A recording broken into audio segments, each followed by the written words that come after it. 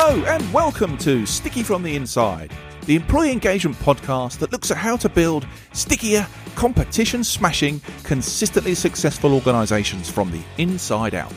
I'm your host, Andy Goram, and I'm on a mission to help more businesses turn the lights on behind the eyes of their employees, light the fires within them, and create tons more success for everyone.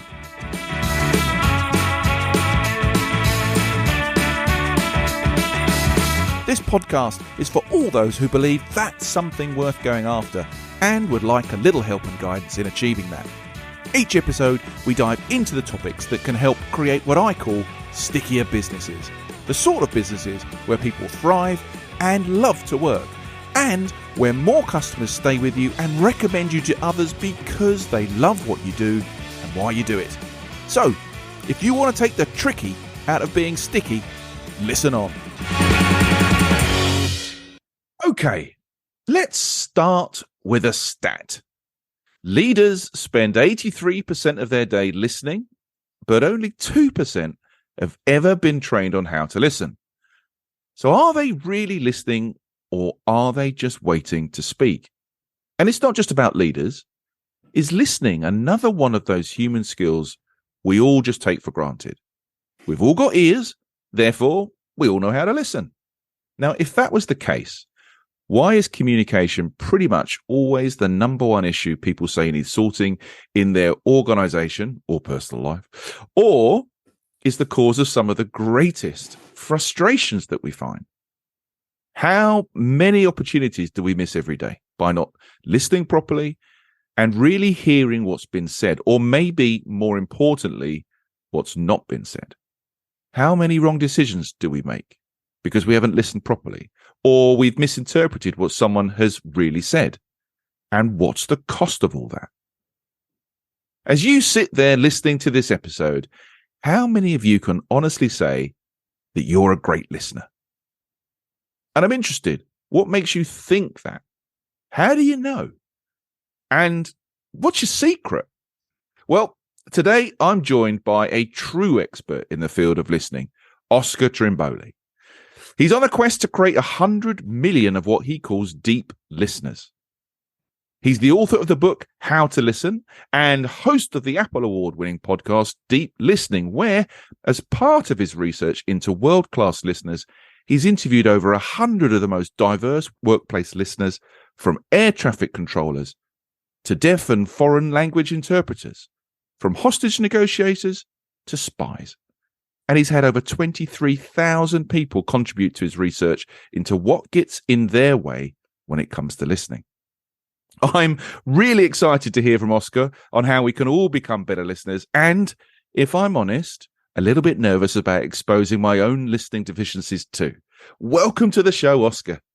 G'day, Andy. Looking forward to listening to your questions, and sit back, relax, and enjoy the ride. We're all imperfect listeners. My quest is just that everybody would like to be a little bit better in their listening in the next conversation. So I'm not here to judge anybody's listening. I know myself, I'm always improving every day. And after researching with 23,000 people and doing deeper research with 100 of the world's most diverse listeners, you know what I know about listening now that I didn't know 5 years? I know less about listening than I did when I started, Andy. Well, I find that incredible because I feel from reading your book that I do know a little bit more. I'm definitely more conscious about listening and all the things that I'm sure we'll get into today that are behind listening. And I think it's definitely one of those things we must take for granted. I have had my eyes opened. I'm sure my wife will be incredibly grateful for you sending me this book. But we're not here to discuss my domestic situation here today, Oscar. I am fascinated. Ironically, Andy, I would like to share the title for a recent review of How to Listen, which says, listening, like sex and comedy, we all think we're better at it than we really are. What a great title. If only I could have thought of that for my podcast title today, but that's fascinating. I would love to find out a little bit more about you, if we can, first, Oscar. Can you give us a brief introduction to who Oscar is and a little bit more, perhaps, behind this 100 million deep listener quest that you're on? Well, if we zoom into a boardroom meeting between Sydney, Seattle, and Singapore, we're going back to April of 2008. There's 18 people in this budget setting meeting spread across the globe. And the meeting is scheduled for 90 minutes, and it's called a budget setting meeting. The language is very deliberate. You have to set the budget before you leave the room. Now, it's all part of a process, but think about it as when the Olympics get announced, everybody's got to vote, and we can't leave until we've got a winner. These meetings are renowned for going over, Andy. They're renowned for going 3, 4, 5 hours until a resolution is made. And something weird happened at the 20-minute mark. My vice president, who was in the room and literally across the table from me, she looked me straight in the eye and said, "Oscar, I need to see you immediately after this meeting." Now, no different to your wife, Andy, when she says, "Honey, we need to talk," it can't be good. Now, something miraculous happened. The meeting finished at the 70-minute mark with agreement, and everybody left, and the video cameras went off in the room, and Tracy asked me to close the door. Now, from the 20-minute mark to the 70-minute mark, I had no idea what people were talking about. I'd stopped listening. All I was doing was trying to calculate how many weeks of salary I had left in the bank account. And as I walked back into my chair to sit across from Tracy in that boardroom, she said, "Oscar, you have no idea what you did at the 20-minute mark, do you?" And I thought, I'm getting fired and I don't even know why. And as I sat down, Tracy said something that was truly profound. She said, "Oscar, if you could code how you listen, you could change the world." And as insightful and as deep and as sagacious as that listening was in that moment of wisdom on Tracy's behalf, the only thing that was happening in my head is I was cheering out aloud, going, I can put all the money I took out of my bank account back in again. Now, because I hadn't been paying attention, I got a 32% uplift in my budget line. So that's the cost of not listening in budget meetings. I've been on a quest ever since, and the quest is to create more deep listeners in the workplace. And I got a hat tip to Kevin Monroe out of Atlanta in Georgia, who had a chat to me once and said, "Oscar, if you're going to have a quest that big, you're going to need some help. Even McDonald's had more than one outlet. They didn't flip burgers all by themselves. Why don't you enroll some help?" And there's a community of workplace professionals called the Deep Listening Ambassador Community who are also on this quest to create more listeners in the workplace by just being better than the next conversation that you have. So that's how we got to this place where we've written 3 books, we've created a listening quiz, we've got an award-winning podcast, we've got a jigsaw puzzle game, we've got practice cards. We've done a lot to code how to listen since then. It's amazing how many people I speak to, Oscar, where there is a moment in retrospect of kind of profound learning or stimulus that has set someone off on a path that maybe they didn't even realize until a little while later. And you've just sort of said that you hadn't really listened in the meeting. You got a 32% uplift in your budget line, and you were thinking about your bank account. At that moment, when did you realize how profound that kind of intervention, if you like, had been? 3 weeks later, our chief financial officer, Brian, said to me, "Oscar, I need you to come to our budget setting meeting where we distributed the budget locally in our business. And I want you to audit my listening," a very finance term. And I just said, "Brian, I haven't got time for this listening caper that you and Tracy are dreaming up. I just got a 32% uplift in my budget revenue line." And Brian smiled at me and he said, "Look, Oscar, I can't help you with your top line increase. but I can over-allocate investment for growth. Brian, what time's the meeting and where's it at? And as I sat there a week and a bit later watching him in a meeting, I noticed he asked very long questions. I noticed he cut people off. I noticed he only heard from a handful of people in the meeting. And as I was writing all this down, I came to realize I'm actually coding how to listen in that moment. And yeah, we've been coding. And when I say we, it's me and the deep listening ambassadors. I'm not doing this by myself. We're coding all kinds of things in English-speaking Western workplaces about how people can have better conversations than the last one. I think it's really important work. And again, my experience in reading the book definitely shows how important it is. And maybe even listening to you now, that whether you had taken for granted your own ability to listen and pick out how to listen, the way you just described what that leader was or wasn't doing in that moment. Not everybody, I guess, would be able to pick those things up.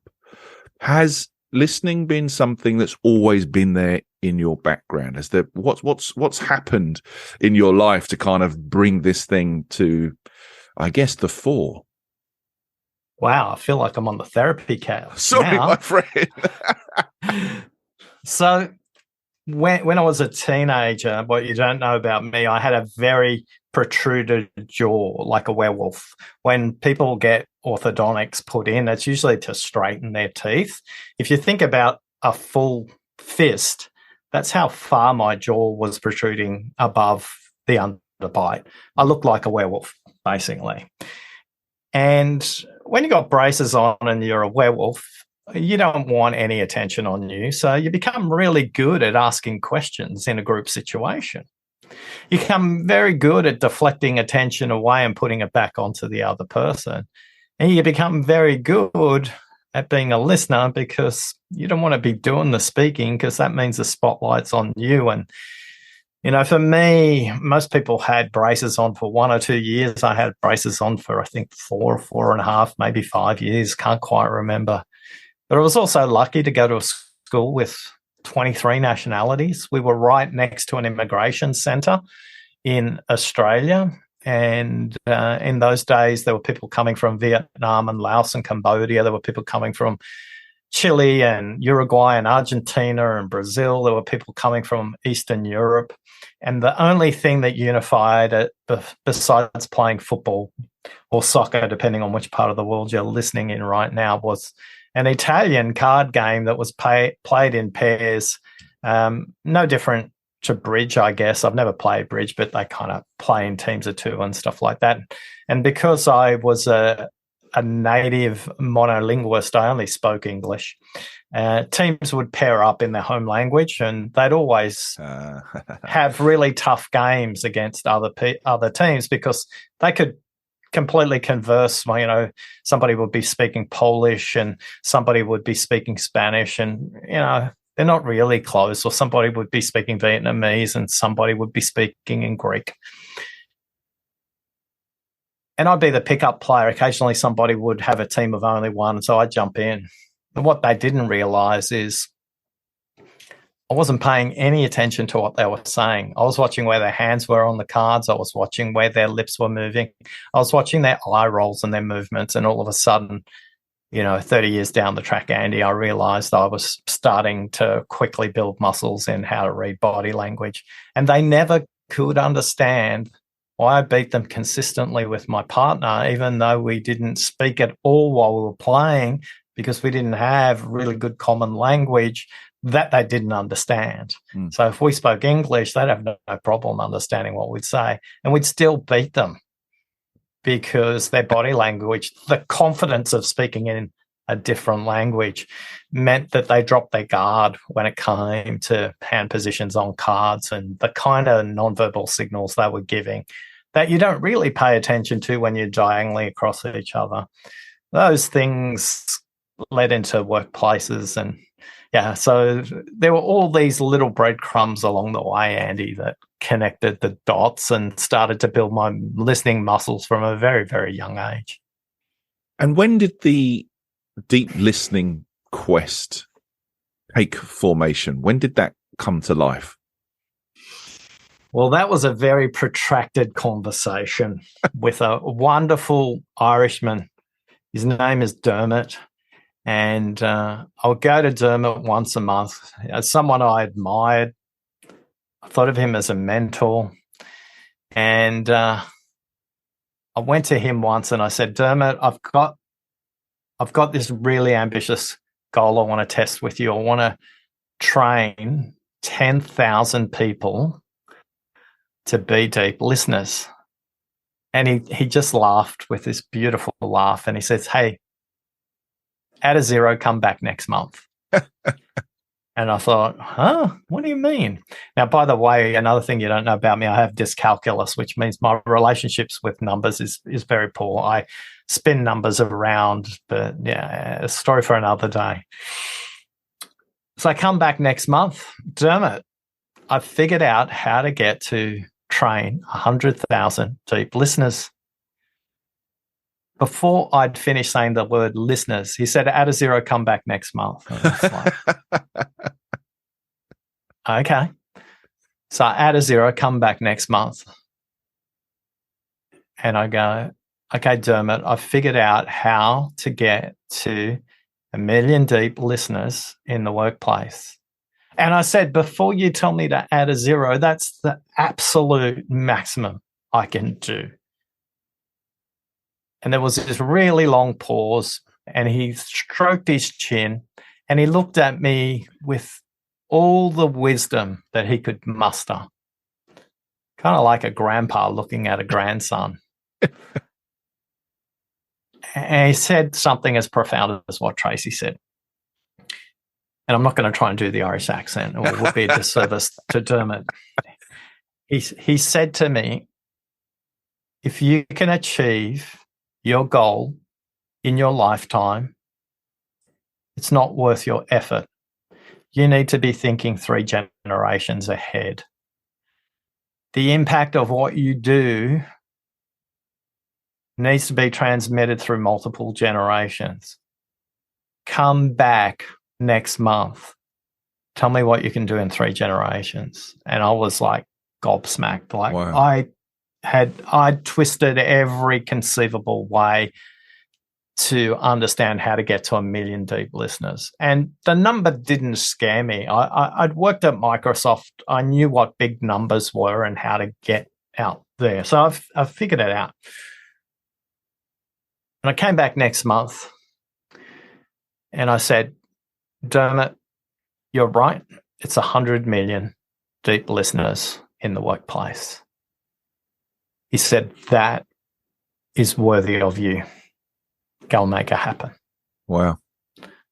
So for many of us, the goals we set will become a North Star on a compass setting for life. And every decision I make is, for 1 unit of time, is that going to be multiplied? That's why being interviewed by you, Andy, I don't know who's going to listen. I don't know who's going to be impacted by this. I don't know the chain reaction of that. I've heard stories about Thanksgiving dinners in the United States where for decades a grumpy uncle was ignored.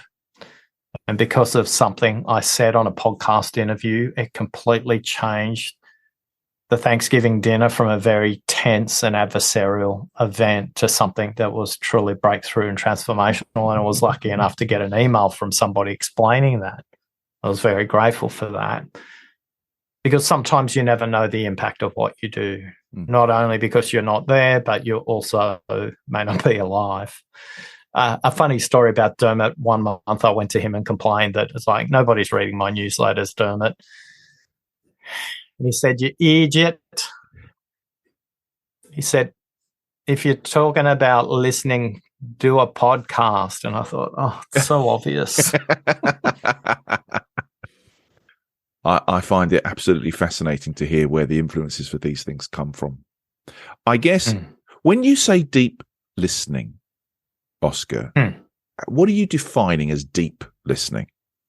So active listeners listen to what's said. deep listeners notice what's not said. And I want to share the maths and the neuroscience of listening so you understand, for somebody who has dyscalculia and a weird relationship with numbers, these three numbers, when I talk to clients about it, like the penny drops really quickly, whether it's a customer care person inside a bank, or whether it's a prison guard, whether it's a school principal, or whether it's somebody who works in a pharmaceutical company or a financial services company. I had a detective senior sergeant from the police force on my LinkedIn profile the other day. Oh. And I thought, this can't be good. So I sent him a message and said, is there anything I can help you with? And he goes, no, I'm just listening to your podcast and I'm picking up lots of great tips about how to listen. And I thought, phew, because what you don't know about my name, my surname, is that in Australia, it's one of the three major mafia crime family names. But I think we'll pick that up another time. I did not know that. There you go. How interesting. So back to the numbers. Yeah. So 125, 400, 900. Let me unpick each of those numbers so you understand it. First, I'm going to describe it from the speaker's perspective, because the hardest position in listening is actually to be the speaker. Most people think it is to be the listener. And then I'm going to describe the numbers from the listener's perspective. So bear with me. I'm going to do each individually because listening is a simultaneous equation. And like comedy, the value of listening doesn't sit with the comedian, it sits in the audience. Now, I'm not going to talk about sex, okay, Andy? That's definitely. We want to keep it PG so you can keep your podcast. From a speaker's perspective, right now, I can speak at roughly 125 words per minute. This is the workplace average speaking speed. Now, if you're a horse race caller or a cattle yard auctioneer, you can be speaking at about 200 words per minute, and we can completely understand everything they're saying at 200 words per minute. No problem. Yet the speaker can think on average at 900 words per minute. So that means the very first thing they say is 14% of what they think and what they mean. I'll say that again. The very first thing that somebody says is only 14% of what they think and mean. Speaking is like a rinse cycle for the brain. It gets the idea out, and people who have their mind in a wash cycle, it means it's turbulent, it's sudsy, it's agitated, and it's not moving anywhere. It's just going left, right, left, right, left, right. Yeah, when you speak, you get this rinse cycle opportunity to say it out loud. And when you say it out loud, you often go, ooh, okay. That wasn't all I was thinking. Yeah, for most people, they want to take a gamble and just have a conversation with someone about the first 14% of what they say. The 86% of what they say is what I want to talk about when we come to deep listeners. Active listeners are listening to the 14%. They're trained really well to listen to what people say. Deep listeners are trained not only to listen to what people say, but to notice what they haven't said, what they haven't thought, and what they haven't meant. The role of a deep listener is to help the speaker communicate what they truly want to communicate, not the very first thing they say. Imagine typing an email and just pressing send without checking it. Well, that's what most conversations are like. Now, let's move from there to the listener's position. But before we do, Andy, have you got any questions about the maths of the speaker's perspective right now, what that means maybe for you? Well, no, I think when I read the stats in your book, there was, like you say, a bit of a penny drop. I mean, I'm definitely one of those guys who talks while they think. That's just my personality profile. But actually seeing the ratios between the three things starkly in front of you is quite an aha moment, and helps explain a lot of those collisions that happen in conversations, I think. So, no, I'm all ears, my friend. You continue, because I find this stuff fascinating, and it's a massive setup construct for your other framework, I think, within the book. One thing I'd offer quickly to you, it's an invitation only, it's not a recommendation, it's not a suggestion, is how often do you tell other people that when you speak, you're thinking out aloud? A fair amount, actually. Yeah, a fair amount. Yeah. And when you don't, what's the impact of that for you and for them in the conversation? I think sometimes it's hard for them to follow me, or I feel it's hard to follow where I'm going, if I'm honest. Yeah. So one of the big outputs from the research is the more you can communicate about your preferred communication preference at the beginning of the conversation, the less friction will take place. And we know from our research that conversations actually finish much quicker when you listen more deeply, because you don't just keep spinning around in the conversation. Mm-hmm.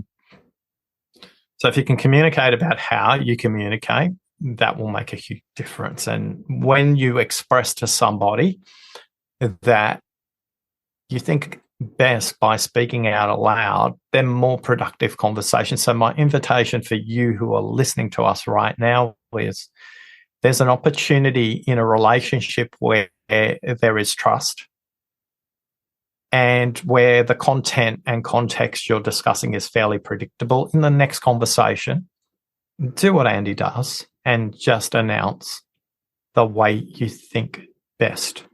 I was brought into a boardroom once by the chair, and he said to me, I need you to watch this particular board member.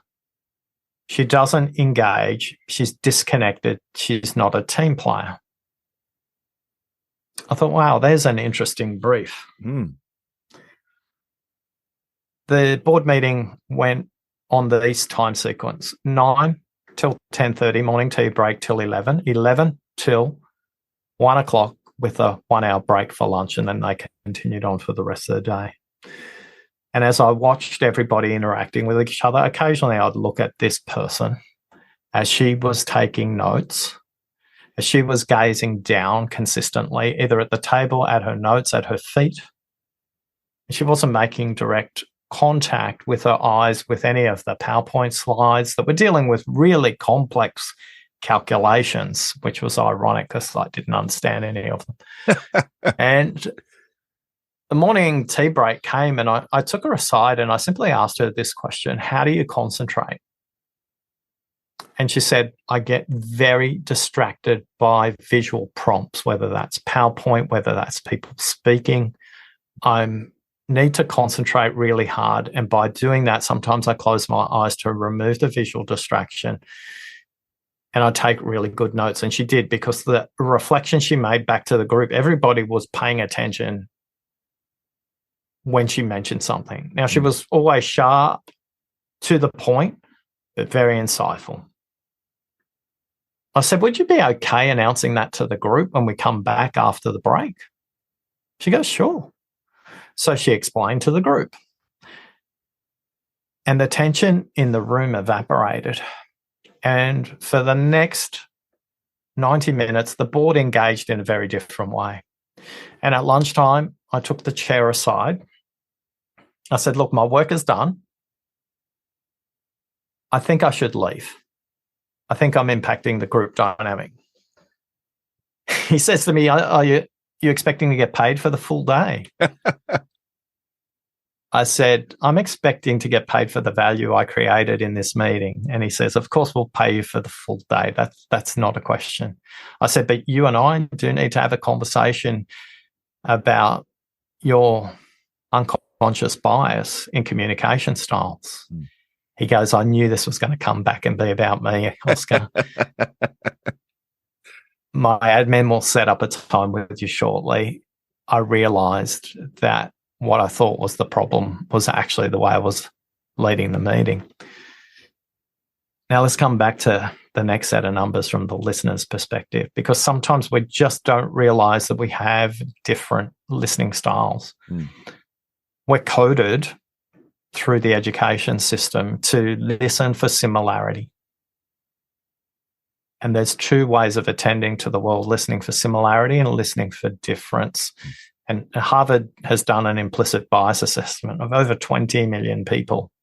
And again, it reinforces that 92% of people have a thinking pattern and a listening pattern for similarities. They're trying to match with previous experience, previous professional training, previous family interactions, previous industry experience.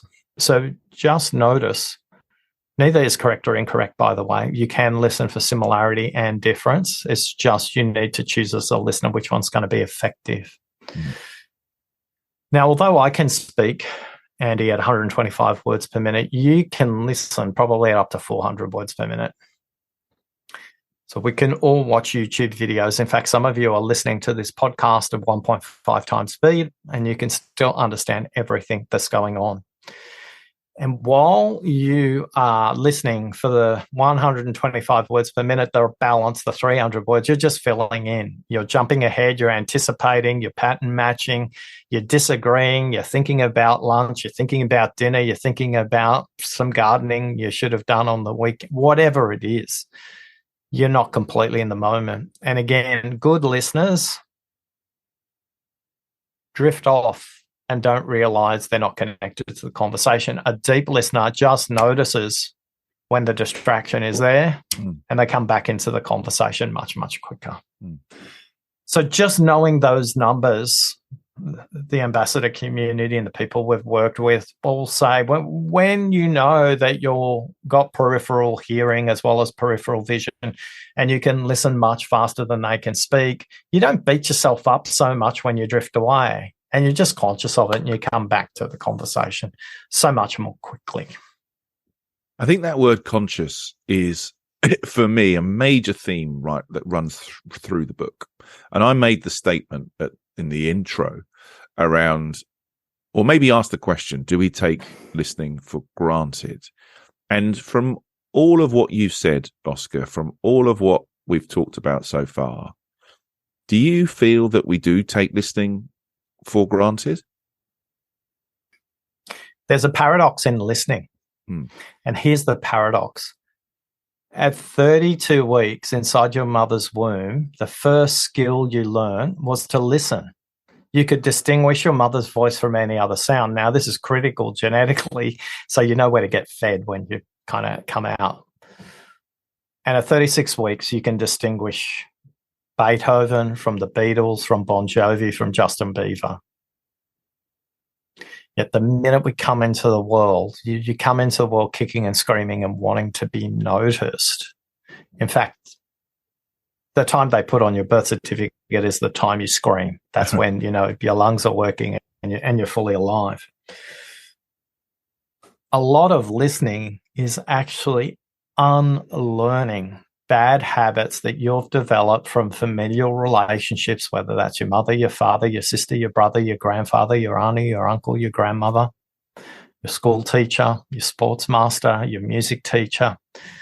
And people say, oh, look, I never had any formal training in how to listen. I learned maths, I learned English, I learned chemistry, I learned music.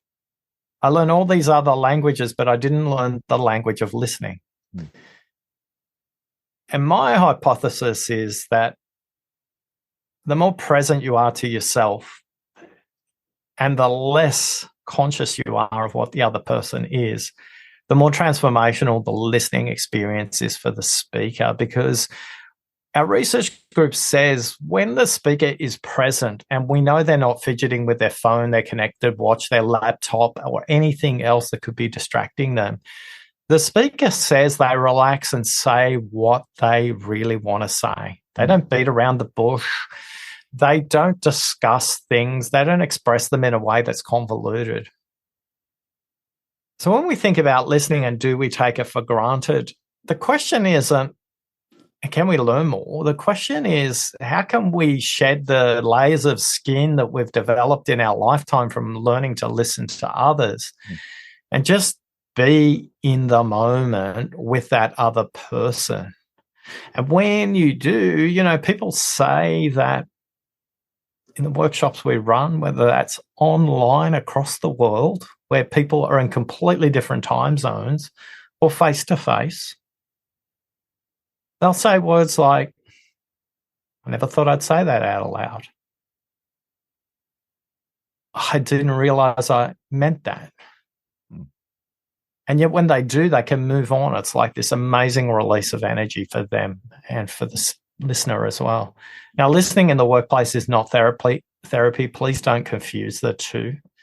Listening in the workplace is about outcomes, whether you're in commerce, whether you're in the public sector, whether you're in organizations that are for purpose or non-for-profit.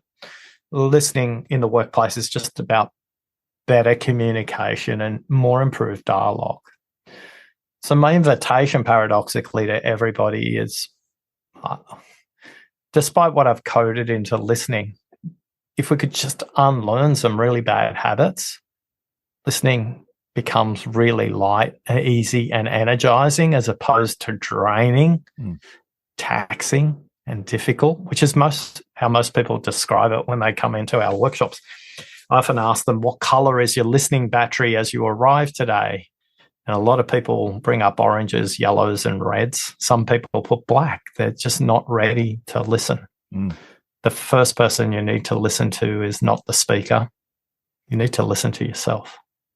I think that's really interesting and a bit of an intro into your framework that comes in the book. So my takeout, and I'm more interested to understand your perspective on it and how we could use it. Yes, there's a whole piece in the book about listening to yourself and preparing yourself. And I guess even always getting ready for a conversation before you have a conversation. And then I think the sort of the three major takeouts for me were about the content, the context, and the meaning that's associated with that conversation. So if we think about, you've talked about sort of getting better at conversations and sort of tweaking your skills. When you do this work, when you think about that framework, what are the common problems that people are faced with or trying to sort out? And ultimately, how does that drive the problems you're trying to solve with all this great deep listening work that you're trying to do? If we quickly just go through the 5 levels of listening, which is the framework which holds everything together. It holds the 4 villains of listening together. It holds together the listening quiz. It holds together the book, the podcast. It holds together the practice cards. The 5 levels of listening are, number 1, level 1, listening to yourself. That's the foundation. Level 2 is listening to the content. It's what you see. It's what you hear. It's what you sense. At those level 1 and 2, we're listening to things. We're listening to ourselves. We're listening to the content. At level 3, 4, and 5, we're listening for things. We're listening for the context at level 3. These are all the actors that surround the principals on stage. This is the backstory. This is the way they use language. This is their cultural context. This is their professional background. This is the problem they're seeking to solve. At level 4, we're listening for what's not said. And we've already touched a bit on the science that supports that. And then at level 5, we're listening for their meaning. And those 3 levels, level 3, 4, and 5, we're listening for things. Now, most people in our research database of 23,000 listeners are stuck at level 1. They have so many browser tabs open in their head, their memory is completely flooded and they're not available to speak, let alone listen to the other person. Because they're thinking about the last meeting, the next meeting, what happened in the last meeting with this person, what I've got my agenda, I want an outcome, and they just can't be present. What gets in the way of most people is themselves.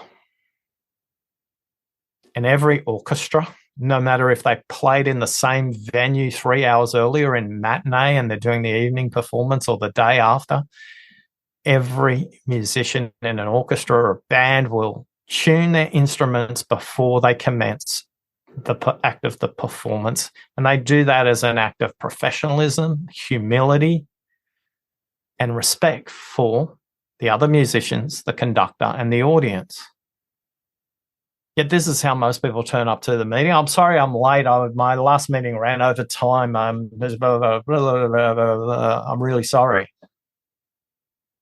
And they may arrive in the first 5 minutes of the meeting physically, mentally they arrive 15 minutes later when they decompress and process what was going on in the last meeting.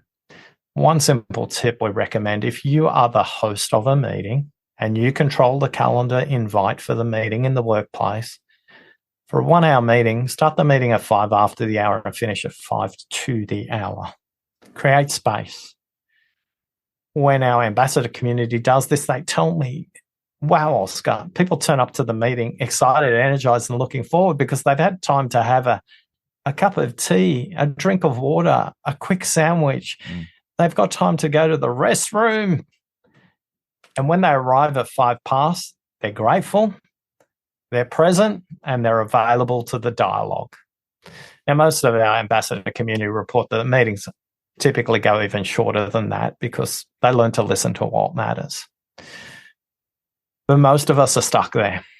86% of people in our research, we're stuck there.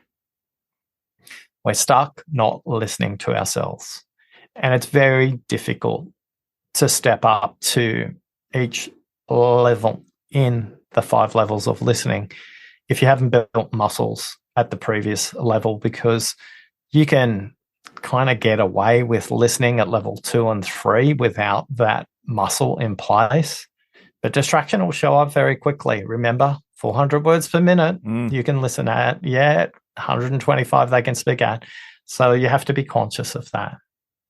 So it's real basic. When I interviewed Professor Stefan van der Stekkel from Utrecht University in the Netherlands, and I had to say that about 300 times to get the pronunciation correct. It's excellent.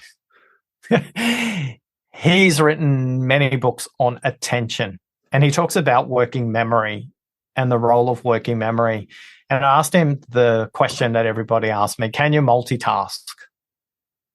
Yes, you can. If you're performing a routine task that has predictable participants and predictable outcomes. Chopping vegetables, gardening, driving the car while listening to the radio. All of these things you can listen to other things while doing predictable tasks. Yet if you're in a workplace where collaboration is required with another human, creativity is required, maybe there's competition in the way the organization faces the market. Maybe there's conflict in the workplace. Maybe there's restricted resources in the workplace. Stefan says, Oscar, when it comes to listening to another human, the only thing working memory is capable of doing is listen. He said, you can task switch while you're trying to listen to somebody else, but you won't do the task effectively, nor will you listen effectively. And often, just by the use of my silence in some workplaces, I can, like a Jedi mind trick, get laptops and their lids to go down in meetings because I'm bringing a presence to the meeting that they realize we're changing the way we communicate. But don't fool yourself. You can't do the instant message, WhatsApp, connected watch thing while talking to another human in the workplace about something that requires progress. So that's what gets in the way. Yeah, definitely.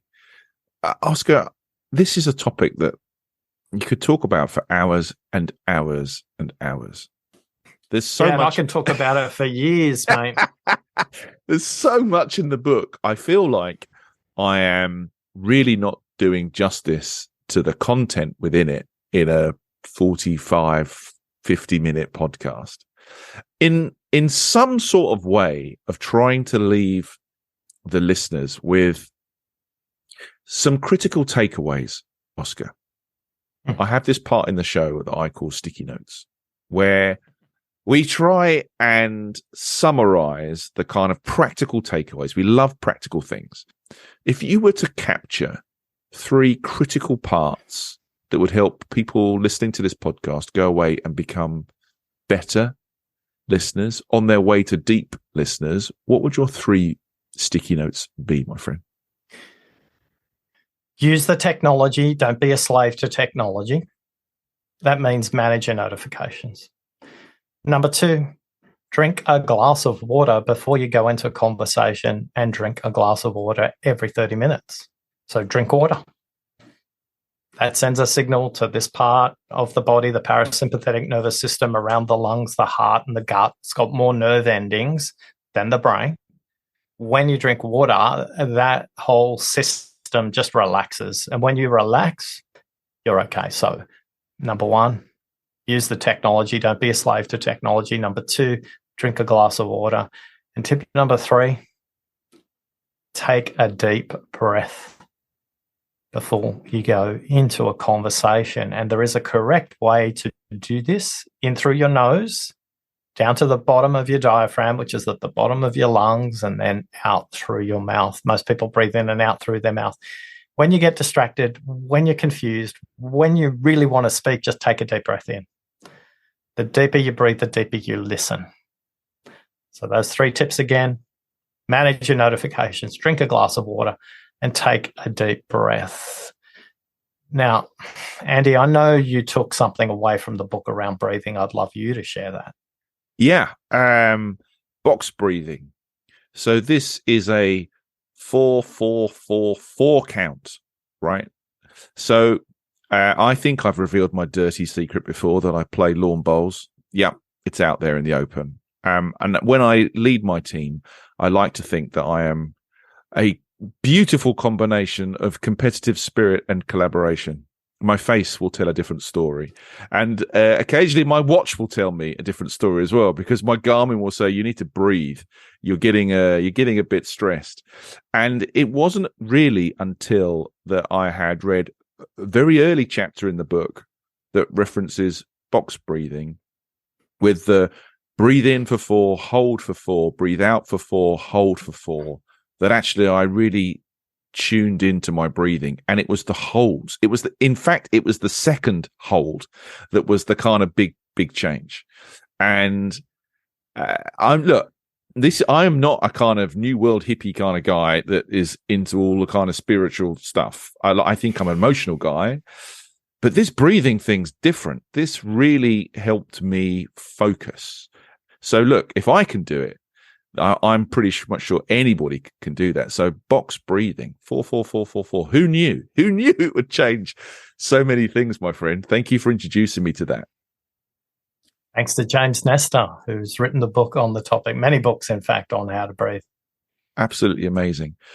Oscar, we have not done anything like justice to your book, but I have to say, I have loved listening to you. I love your stories. There are so many more stories in the book. And for me, as somebody who's a slow reader who has to put voices into everything, hearing the man behind it all tell some of those stories has been absolutely wonderful. Thank you so much for coming on the show today.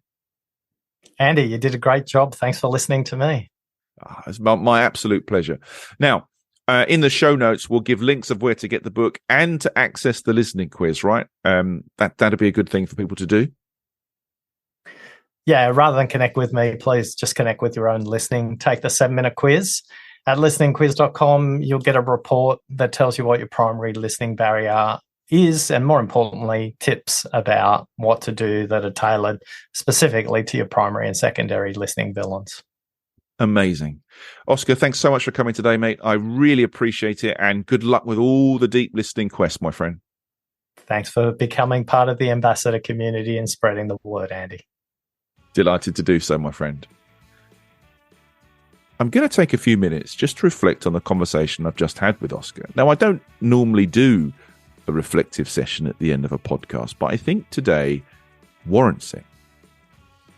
I genuinely think my time spent with Oscar and the investment in reading his book is going to make, and has already made, quite a fundamental change to me. I definitely think listening is something I would have put myself in the bracket of being a good listener. I think reading the book and listening to Oscar himself showed that that was not the case. And like many other people, I thought I was better at something than I actually was. I think my key takeouts from listening to what's been said and the lessons that Oscar is trying to share, or as he would say, the invitation that he is dropping, is to do a number of things. I've definitely learned that listening starts before the conversation takes place. listening to yourself and preparing yourself and getting yourself in the right state to have a good conversation.